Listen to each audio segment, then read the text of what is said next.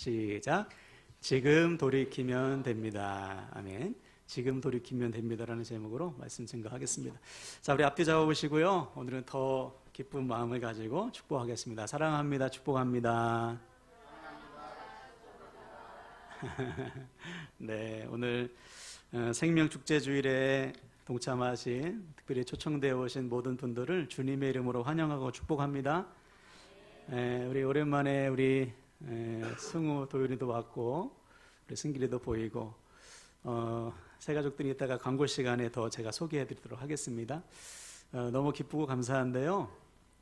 오늘 이 날을 위해서 우리가 지난 몇 달 동안 얼마나 기도했는지 몰라요. 간절히 기도하고 오늘 초청되어 오신 분들 중에는 어떤 분들은 귀에 못이 박히도록 권면을 받으셨을 겁니다. 꼭 한번 교회 오라고. 어떤 분들은 억지로 강제로 끌려왔을 수도 있어요. 협박을 당해서.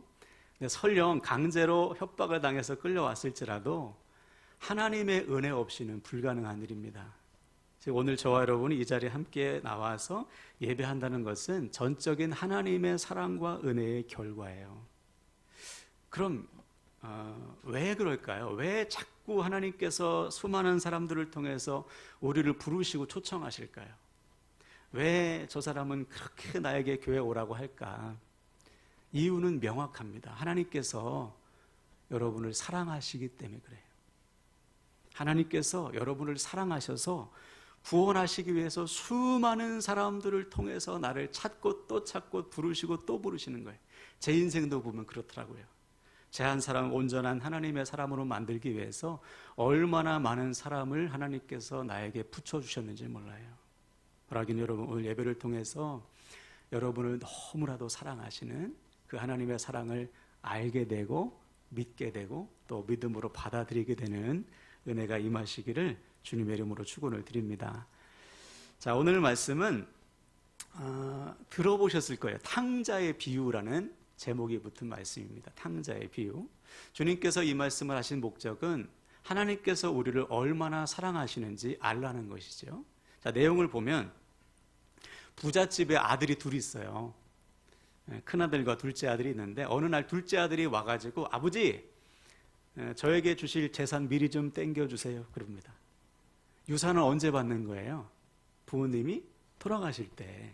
근데 아버님이 지금 정정하게 살아계신데 돈부터 달라는 거예요. 그러니까 아버지가 죽든 말든 내 재산만 챙기겠다는 것이죠. 그 당시 율법에 의하면 둘째 아들은 부모 재산의 3분의 1을 받았답니다. 이제 자연적으로 큰아들은 3분의 2가 가는 거죠. 근데 이 아버지가 둘째 아들이 괘씸한 요구를 그냥 받아요. 받아서 재산을 줍니다. 3분의 1을 챙겨줘요.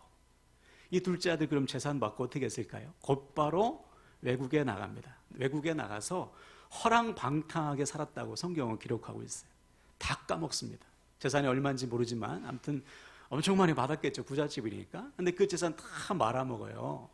더군다나 그 땅에 흉년이 듭니다. 먹을 양식이 똑 떨어졌어요. 간신히 어떤 사람 집에서 얹혀 사는데 이 사람이 이 둘째 아들을 들로 보내서 돼지를 치게 해요. 그 당시 돼지를 치는 것은 가장 천한 직업 중에 하나입니다. 돼지 우리에서 돼지와 같이 살아야 돼요. 나중에는 먹을 것이 없어 돼지밥을 먹는데 그마저도 흉년 때문에 떨어졌어요. 정말 굶어 죽게 생겼어요. 부잣집 사랑받던 둘째 아들이 하루아침에 거지가 됐습니다. 자, 이때 비로소 이 둘째 아들이 아버지를 생각해요. 자, 17절을 다시 볼까요? 오늘 말씀 17절 제가 읽겠습니다. 이에 스스로 돌이켜 이르되 내 아버지에게는 양식이 풍족한 품꾼이 얼마나 많은가. 나는 여기서 주려 죽는구나. 그렇죠. 모든 것을 다 잃은 후에야 비로소 아버지를 생각해요. 아버지를 떠난 내 자신이 지금 얼마나 비참한가. 자신의 비참한 모습을 모든 것을 다 이룬 후에야 깨닫습니다. 그리고 아버지를 떠난 것이 얼마나 큰 죄인지를 아버지에게 내가 큰 죄를 지었구나 생각해요. 그리고는 뭐라고 고백하죠? 이제는 아들이 아니라 하인으로 살아야 되겠다. 내가 이제 하인이 되겠다 하고서 아버지께 돌아가기로 결단합니다. 그리고 어떻게 합니까? 그 즉시 일어나서 돌아가요. 이게 중요한 거예요. 내가 비참하구나. 내가 죄를 지었구나. 그 즉시 일어나서 아버지께로 가는 것입니다. 자, 이때 여러분이 만약에 둘째 아들이라고 생각하면 어떤 심정이시겠어요? 여러분이 지금 아버지 재산을 다 말아먹고 거짓골로 돼지우리에서 살았으니까 얼마나 더럽습니까? 그냥 그 모습 그대로 아버지에게 가는데 어떤 심경이겠어요? 얼마나 자신이 비참하겠습니까? 아버지가 받아주지 않으면 이제 갈 곳도 없어. 얼마나 미안한 마음을 가지고 아버지에게 가겠어요. 그래서 가는 거예요. 드디어 고향 마을에 도착했습니다. 그리고서 저 멀리 보이는 집을 향해 가는데 놀라운 일이 일어나요. 20절을 볼까요? 제가 읽겠습니다. 이에 일어나서 아버지께로 돌아가니라. 아직도 거리가 먼데 아버지가 그를 보고 측은히 여겨 달려가 목을 안고 입을 맞추니 그렇습니다. 고향 마을에 도착한 둘째 아들이 이제 집으로 걸어가는데 누가 자기에게 막 뛰어오는 거예요. 보니까 아버지예요. 아버지가 이 둘째 아들을 알아보고 끌어안고 입을 맞춥니다. 한번 생각해 보세요. 이 아버지가 그날 우연히 밖에 나갔다가 눈을 들어서 동네 어귀를 보니까 둘째 아들이 있어서 달려가서 끌어안는 것일까요? 그렇지 않을 거예요. 누가 봐도 좋은 옷을 입고, 그죠? 얼굴이 윤택한 둘째 아들이 거짓골이 됐으니 얼핏 보면 못 알아봐요. 즉, 이 아버지는 둘째 아들이 집을 나간 순간부터 아들을 기다렸던 거예요. 오늘 올까 내일 올까 매일 집 밖에 나가서 아들인지 아닌지 사람만 지나가도 뚫어져 봤을 거예요. 아들인가 아닌가. 근데 꿈에 그리던 아들을 보자마자 달려가서 끌어안고 냄새나는 그 둘째 아들을 끌어안고 입을 맞춘 거예요. 아버지가 먼저 아들을 알아본 것이죠. 자, 이때 둘째 아들이 준비한 멘트를 하죠. 아버지, 제가 아버지께 죄를 지었습니다. 이제는 아들이 아니라 하인으로 받아주세요. 자, 그러자 이 아버지가 뭐라고 했습니까? 그래 이놈아, 네가 죄를 지었지. 여봐라, 이놈을 당장 끌어다가 매를 쳐라 이랬습니까? 그렇지 않았어요. 자, 22절부터 24절을 보세요. 제가 읽겠습니다. 아버지는 종들에게 이르되 제일 좋은 옷을 내어다가 입히고 손에 가락지를 끼우고 발에 신을 신겨라. 그리고 살찐 송아지를 끌어다가 잡으라. 우리가 먹고 즐기자. 이 내 아들은 죽었다가 다시 살아났으며 내가 잃었다가 다시 얻었노라 하니 그들이 즐거워하더라. 그렇죠. 아버지는 아들에게 아들의 옷을 입히고 가락지를 끼우고 발에 신을 심김으로 다시 아들로 받아줘요. 아버지를 떠나 아버지의 재산을 다 말아먹은 죄인이지만 자신의 죄를 깨닫고 아버지께 돌아와 회개하는 아들의 죄를 용서하고 다시 아들로 받아줍니다. 그리고는 잔치까지 베풀어. 왜? 잃어버렸던 아들을 다시 찾았기 때문에 아들을 얻은 기쁨이 재물의 손실과는 비교할 수 없이 큰 거죠. 자, 이 말씀을 통해서 우리는 우리를 향하신 하나님 아버지의 사랑을 알 수가 있습니다. 저와 여러분은 본질상 아버지를 떠난, 하나님을 떠난 둘째 아들과 같아요.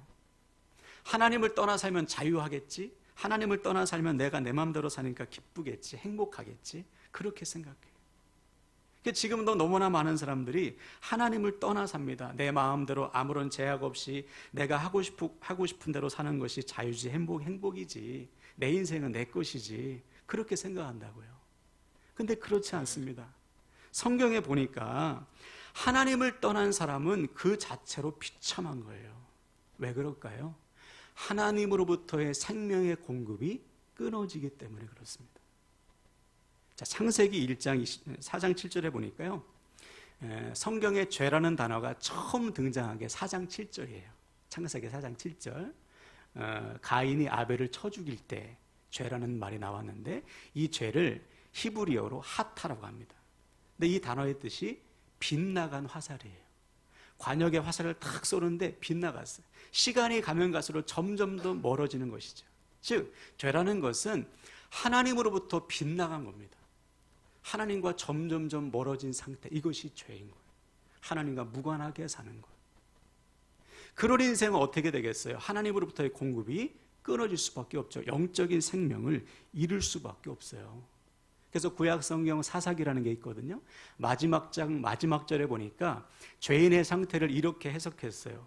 저마다 각기 자기의 소견에 옳은 대로 살더라.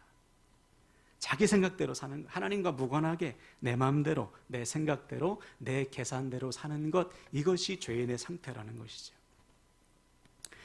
물론 우리 주변에는 하나님과 무관하게 사시면서도 행복하다, 나는 괜찮아, 이렇게 말하는 분들이 있을 수 있어요. 그러나 그분들이 모르는 사실이 하나 더 있습니다. 뭐냐?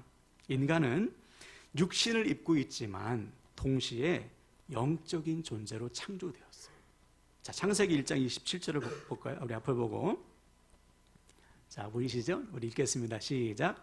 하나님이 자기 형상 창조하시되 남자와 여자를 창조하시고. 그렇죠. 하나님은 우리를 창조하실 때 하나님의 형상대로 창조했대요. 이 형상은 영어 성경에 보니까 이미지라고 되어 있는데 이것은 본질을 의미합니다.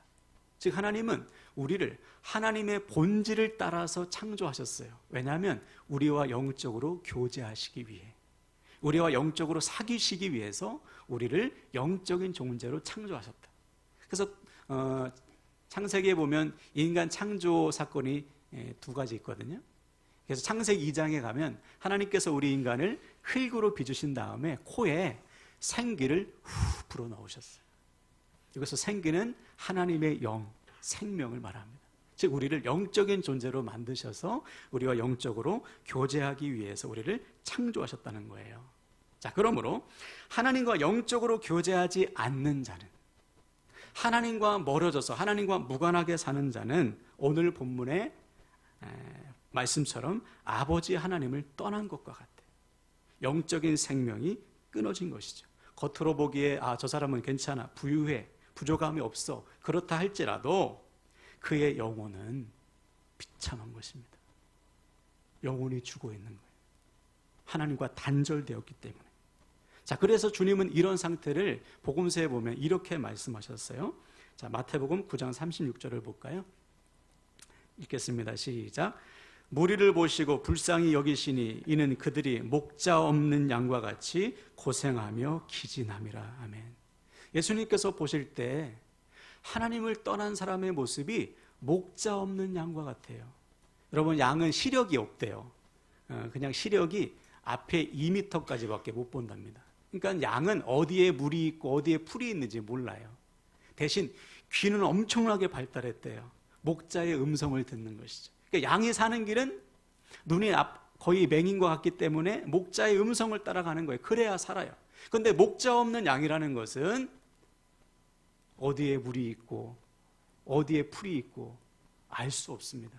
더군다나 목자가 들짐승을 막아줘야 되는데 목자가 없기 때문에 방어도 없어요. 그러다가 굶어 죽거나 들짐승의 밥이 되고 마는 것이죠. 이것이 하나님을 떠난 인생과 같다는 것이죠. 목자 없는 양, 영적인 생명이 공급된 인생. 우리 인생도 마찬가지예요. 하나님을 떠난 인생은요, 영적인 생명이 단절되었기 때문에 그 자체로 살아있으나 죽은 것과 같습니다. 육신은 살아있지만 영혼은 죽어 있는 것이죠. 자, 그래서 그런 사람들에게 나타나는 증상이 있습니다. 특징이 있어요. 뭐냐면 참된 기쁨과 만족이 없습니다. 두려움이 있어요. 염려가 있어요. 눈앞에 보이는 상황에 눌리게 되는 거예요. 물론 순간적인 기쁨과 즐거움은 있을지 몰라도 상황과 환경을 초월하는 절대적인 기쁨, 절대적인 평안, 이것은 누릴 수가 없는 거예요. 당연하죠. 영적인 존재이기 때문에 우리는 세상의 것으로 채워질 수가 없는 것입니다. 하나님만이 우리를 채우실 수가 있는 것이죠. 자, 더 나아가 성경은 하나님을 떠난 인생의 최후를 이렇게 증거합니다. 우리 히브리서 9장 27절을 볼까요? 읽겠습니다. 시작. 한번 죽는 것은 사람에게 정해진 것이요 그 후에는 심판이 있으리니. 그렇죠. 우리 인생은 죽는 것으로 끝나지 않습니다. 죽음 이후에는 반드시 뭐가 있냐? 심판이 있다는 심판. 만약 저와 여러분의 인생이 죽은 것으로 끝이야 그러면 여러분 왜 이렇게 열심히 사세요? 죽은 것으로 끝이야 그럼 두려울 것도 없죠. 다 끝이니까. 죽은 것으로 끝이라면 뭐하러 뼈 빠지게 자녀를 키우세요? 뭐하러 이렇게 열심히 사세요? 우리 학생들 뭐하러 이렇게 공부 열심히 하세요? 뭐하러 직장에서 열심히 일하세요? 그냥 내 마음대로 살다가 죽으면 끝이지. 근데 그게 아니라는 거예요. 우리 인생은 죽음이 끝이 아니라 그 후에는 반드시 심판이 있다는 것이죠. 여러분 운전하실 분 계시죠? 운전하실 때 여러분 왜 법을 지키세요? 왜 신호 지키고 왜 속도 지키십니까? 어기면 벌 받는 거 아시기 때문에 그렇지요. 마찬가지예요. 우리가 오늘 주님 앞에 나와 우리의 삶을 드리고 우리가 예수 그리스도를 믿는 이유는 죽음 이후에 심판이 있기 때문에 그렇습니다. 이 죽음 이후의 문제를 우리는 해결할 수 없기 때문에 우리가 주님을 찾고 있는 거예요. 전도를 하다 보면 자기에게 죄가 없다고 말하는 분들이 없습니다. 예수 안 믿는 분들도 나 죄 있지 다 그렇게 고백해요. 여러분 지금 스스로 한번 대답을 해보세요. 여러분 죄가 있으십니까? 없으십니까? 물론 우리가 뭐 살인을 하고 막 도둑질하고 이것이 죄가 아니고 상처 주고 그죠? 우리가 말로 상처 주고 사람들에게 나쁜 영향을 주는 거 이것도 죄지요. 근데 문제는 이 죄의 문제를 내가 해결할 수 없어요. 예를 들어서 내가 10가지 죄를 지었어요. 이 죄의 문제를 10가지 착한 일을 한다고 해서 없어지지 않습니다. 내가 나쁜 말 한 것이 아내에게 상처를 확 준 것이 내가 아무리 착한 일을 한다고 해도 없어지지 않아요. 다시 말해 내 죄의 문제를 내가 해결할 방법이 없는 거예요. 더 나아가 성경이 말하는 죄는 하나님과 무관하게 하나님을 떠나 사는 것인데 그렇게 사는 인생이 결국은 심판인데 이 심판의 문제를 죄의 문제를 내가 해결할 수 없다는 게 문제인 거예요. 자, 그러면 어떻게 해결할 수 있을까? 이 죄의 문제를 어떻게 해결할 수 있을까? 성경은 아주 분명하고 명확한 답을 우리에게 주고 있습니다. 자, 로마서 5장 8절을 볼까요? 자, 우리 한번 믿음을 한번 읽어봅시다. 시작. 우리가 아직 죄인 되었을 때에 그리스도께서 우리를 위하여 죽으심으로 하나님께서 우리에 대한 자기의 사랑을 확증하셨느니라. 아멘. 그렇죠. 내가 아니고 하나님께서 해결해 주셨습니다. 하나님의 아들이신 주님께서 이 땅에 오사 인간의 몸으로 이 땅에 오사 나를 대신하여 십자가에 달려 죽으심으로 내 죄값을 대신 치러 주셨어요. 뿐만 아니라 다시 살아나사 부활하사 죄의 문제를 완벽하게 해결해 주셨습니다. 이 놀라우신 은혜를 믿음으로 받아들이는 자에게 죄사함의 은혜, 구원의 은혜가 임한다는 거예요. 다시 말해서 2000년 전에 이 땅에 오셔서 십자가에 달려서 죽으신 그 주님이 다른 사람이 아닌 나의 죄를 대신하여 죽으셨구나. 이 성경의 말씀을 믿음으로 받아들이는 자에게는 죄사함의 은혜, 구원의 은혜가 임한다는 사실이에요. 자, 그렇다면 누가 이 구원의 은혜를 믿음으로 받아들일 수 있을까요? 누가 십자가의 주님의 사랑을 마음으로 받아들이고 그 구원의 은혜를 누릴 수 있을까요? 오늘 본문 속에서 답을 얻어야 됩니다. 첫 번째는 내 자신의 비참함을 깨달아야 돼요. 만약 둘째 아들이 돼지우리에서 돼지밥 먹으면서도 나 괜찮아 먹고 살만해 이랬다면 아버지께로 돌아갈 수 없죠. 죄사함 받을 수 없죠. 자녀로 회복될 수 없습니다. 비참함을 깨닫기 때문에 일어나서 돌아간 거예요. 마찬가지예요. 아, 내가 하나님을 떠난 죄인이구나. 내가 내 죄의 문제를 해결할 수 없구나. 내 인생의 끝에 반드시 심판이 있구나. 이 문제를 내가 해결할 수 없구나.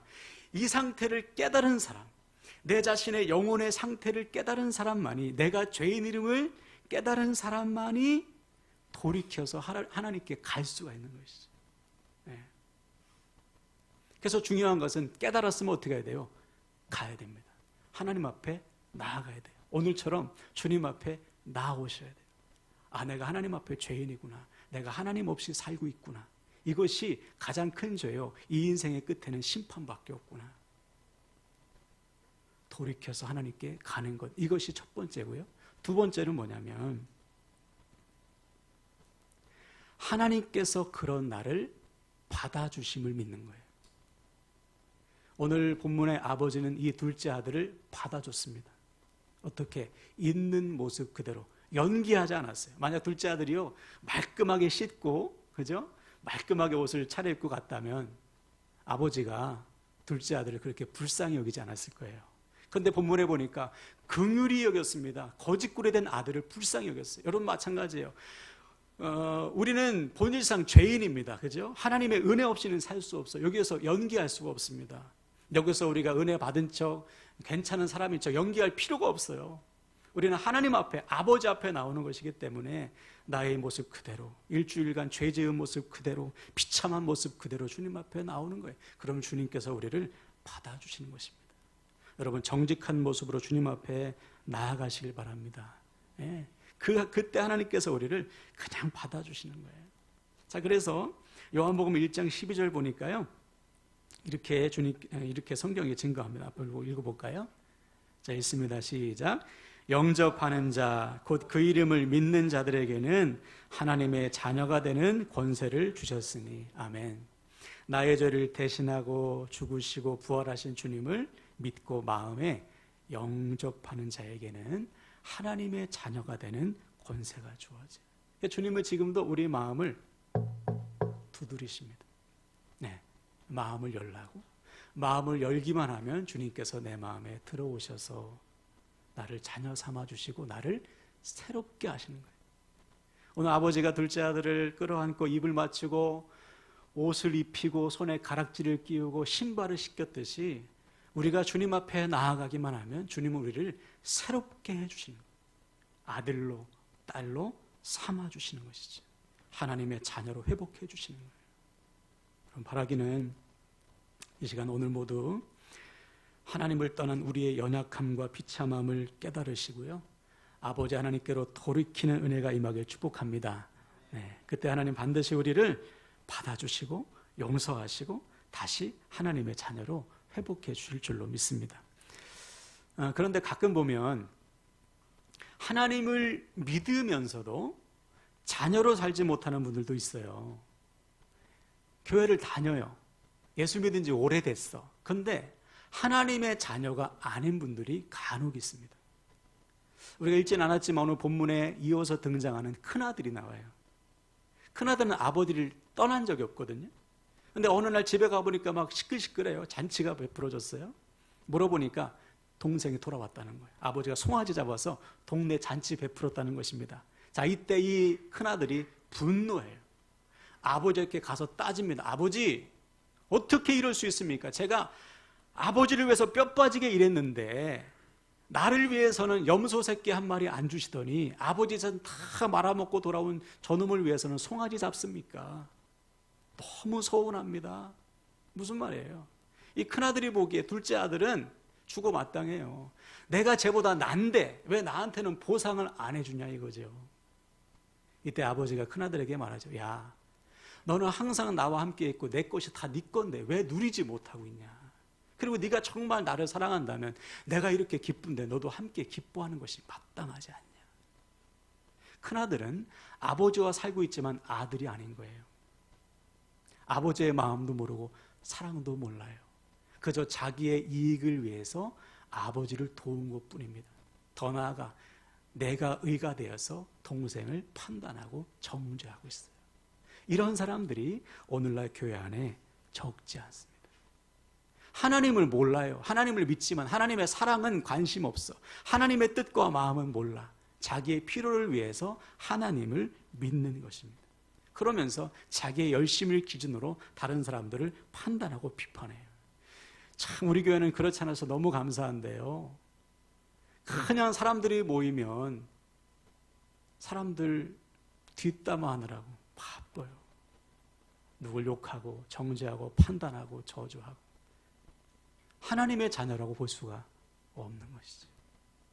하나님의 자녀, 하나님 안에서 우리가 하나님의 자녀라면 하나님의 사랑을 누리고 그 사랑을 전해야 마땅한 것이죠. 그러므로 사랑하는 여러분, 나 같은 죄인을 사랑하사 자녀 삼아주신 하나님의 놀라운 사랑을 여러분 마음에 새기시길 바랍니다. 자, 그래서 이 둘째 아들 한번 생각해 봅시다. 집으로 돌아온 둘째 아들은 그때부터 진짜 아들로 사는 거예요. 진짜 아들. 그렇죠. 아버지의 사랑을 알았기 때문에 그 아버지의 사랑을 만나는 사람마다 전했을 거예요. 야, 아버지가 나를 이렇게 받아줬어. 나를 이렇게 사랑하셔. 내가 다 말아먹고 왔는데 나를 다시 아들로 삼아주셨어. 만나는 사람마다 아버지의 사랑을 전하고 아버지 곁에 탁 붙어가지고 아버지의 마음을 나눴을 거예요. 오늘 이 자리에 초청되어 오신 분들도 마찬가지입니다. 왜 우리가 사랑하는 가족과 이웃과 친구들을 초청했을까요? 내가 만난 주님의 그 사랑을 우리 가족들도, 우리 지인들도, 이웃과 친구들도 좀 누리라고. 그들도 나처럼 사랑의 하나님을 만나서 하나님의 자녀된 복을 누리라고 오늘 이렇게 여러분들을 초청하신 거예요. 사랑하는 사랑하는 여러분, 오늘 말씀을 통해 우리 모두 우리를 향하신 하나님 아버지의 사랑을 믿으시고 하나님께로 돌이키는 결단이 일어나시길 축복합니다. 하나님을 떠난 인생이 얼마나 비참하고 그 인생의 끝은 심판이라는 사실 여러분 기억하시고요. 나 같은 죄인을 사랑하사 구원하시기 위해 이 땅에 오사 나의 죄를 대신하여 죽으시고 부활하신 그 주님의 사랑을 믿으시고 지금, 바로 지금 주님께로 돌이키는 저와 여러분 되길 축복합니다. 우리 하나님 반드시 우리를 용서하시고 품에 안으시사 하나님의 자녀로 회복해 주실 줄로 믿습니다. 아멘. 우리 옆 사람에게 이렇게 축복하고 말씀을 마치겠어요. 지금 하나님께로 돌이키시면 됩니다. 지금 하나님께로 돌이키시면 됩니다. 아멘.